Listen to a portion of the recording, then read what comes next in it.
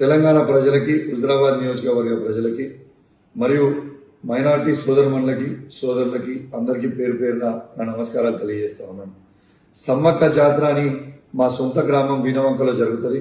ఆ జాతరలో మొక్కులు చెల్లించుకోవడానికి నేను, నా సతీమణి, నా బిడ్డ మరియు మా దళిత మహిళా సర్పంచ్ గారు మొక్కులు చెల్లించుకోవడానికి పోవడం జరిగింది. ఆడ మేము మొక్కులు చెల్లించుకున్న సందర్భంలో రేవంత్ రెడ్డి గారి ఆదేశాలతోని ఈడ ఉన్న మా జిల్లాలో ఉన్న సిపి గారు మరియు హుజరాబాద్ లో ఉన్న ఏసీపీ గారు, జమ్మికుంట రూరల్ సిఐ గారు ఏ విధంగా మమ్మల్ని అవమానపరిచిండ్రో, ఏ విధంగా గద్దెల మీద నుంచి ఈడ్చుకపోయారో మీ అందరూ కూడా చూసారు. ఆ ఫ్రస్ట్రేషన్ లో నేను సిపి గారిని ఒక మాట అనడం జరిగింది. కానీ నేను ఏ కులాన్నో ఏ మతాన్నో కించపరచడానికో నేను అట్లాంటి స్టేట్మెంట్ చేయలేదు.